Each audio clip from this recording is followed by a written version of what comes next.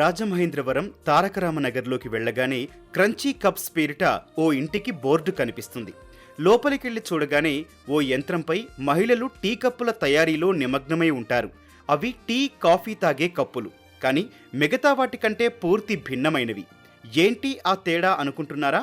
ఆరోగ్యం, పర్యావరణ హితమే లక్ష్యంగా వీటిని తయారు చేస్తున్నారు. అది కూడా టీ తాగిన తర్వాత వీటిని ఎంచక్కా తినేయొచ్చు. ఈ తినే రాగి కప్పుల్లో 80 మిల్లీలీటర్ల టీ పడుతుంది. అత్యధికంగా రాగి పిండి, కాస్త మొక్కజొన్న, బియ్యం పిండితో పాటు కొద్దిగా మైదా, పంచదార లేదా బెల్లం నీరు కలిపిన మిశ్రమాన్ని ఇలా కప్పుల రూపంలో రూపొందిస్తున్నారు. చూడటానికి చాలా గట్టిగా ఉంటాయి. వేడివేడి టీ, కాఫీ వీటిలో పోస్తే అరగంటకు పైగా మెత్తబడకుండా ఉంటాయి.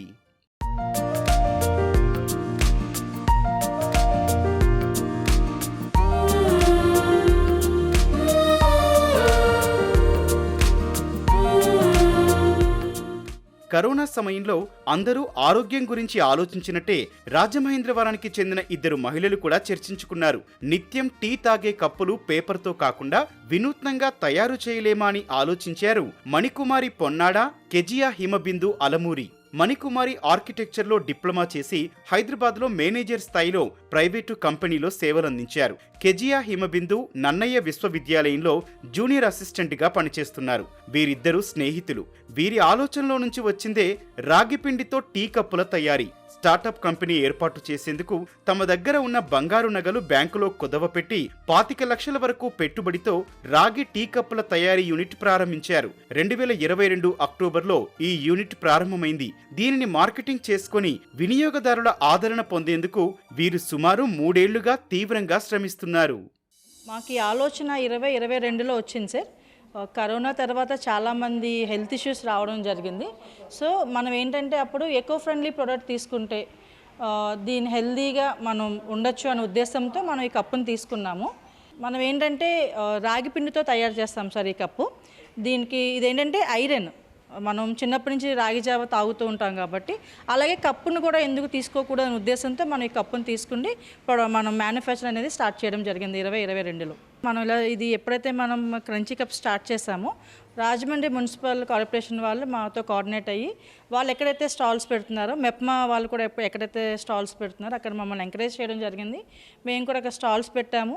మేము అప్పటి వరకు ఒక 10 మందికి తెలుసు. తర్వాత ఎప్పుడైతే మనం స్టాల్స్ పెట్టడం జరిగిందో రాజమండ్రిలో సగం మందికి మనం తెలిసింది. అలాగే మౌత్ పబ్లిసిటీ అవ్వడం వల్ల వేరే స్టేట్స్ హైదరాబాద్ కానీ లేదంటే చెన్నై, బెంగళూరు వాళ్ళు కూడా మనం కోఆర్డినేట్ అయ్యి మన మార్కెటింగ్ అనేది అలా స్టార్ట్ అయింది సార్. మెయిన్ థింగ్ ఏంటంటే ప్లాస్టిక్కి రీప్లేస్ పేపర్ కప్ వచ్చింది. పేపర్ కప్కి రీప్లేస్మెంట్ మేము ఈ కప్పుని తీసుకొచ్చాం అనమాట.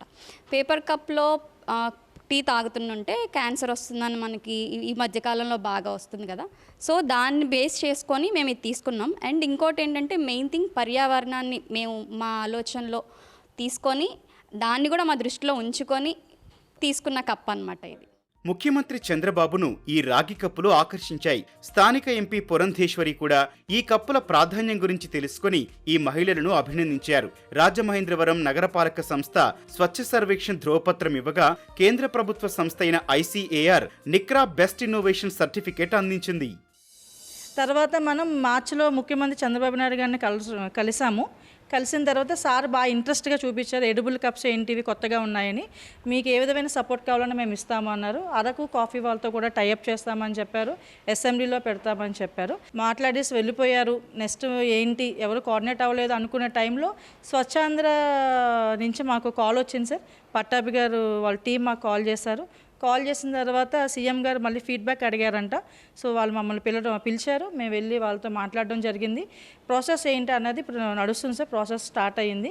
మేబీ ఇంకొక 1 మంత్లో మేము అనుకున్నది రీచ్ అవుతాం. సెక్రటరేట్లో కానీ లేదంటే అసెంబ్లీలో కప్పులు పెట్టడం కానీ లేదంటే అరకు కాఫీ వాళ్ళతో టైఅప్ అవ్వడం కానీ. తయారీ ప్రారంభించి 3 ఏళ్లు పూర్తయిందని, 5 ఏళ్లలోపు రాష్ట్రమంతా విస్తరిస్తామనే ధీమాను వీరు వ్యక్తం చేస్తున్నారు. మేము ఇబ్బంది పడ్డాము, ఒక 1 ఇయర్ అలా ఇబ్బంది పడ్డాం. తర్వాత ప్రొడక్షన్ తీసిన తర్వాత ఒక 18,000 కప్పులు అందరికీ మేము ఫ్రీగా ఇవ్వడం జరిగిందండి. శాంపిల్స్ అందరికీ ఇవ్వడం జరిగింది. తర్వాత మేము వాళ్ళతో కోఆర్డినేట్ అయ్యి వాళ్ళతో మెయిల్స్ పెట్టుకుని కాల్స్ చేసుకున్న తర్వాత అప్పుడు ఇచ్చిన 18,000 కప్పులు ఇప్పుడు మాకు అవి ఆర్డర్స్ కింద కన్వర్ట్ అయ్యి మేము బిజినెస్ అనేది చేస్తూ జరిగింది. తర్వాత రోజుకి ఒక 4,000 to 5,000 అనేది వస్తున్నాయి. ఏంటంటే రిపీటెడ్ ఆర్డర్స్ వస్తున్నాయి సార్. ఆ రిపీటెడ్ ఆర్డర్స్ వచ్చినప్పుడే మాకు ఒక నమ్మకం కలిగింది.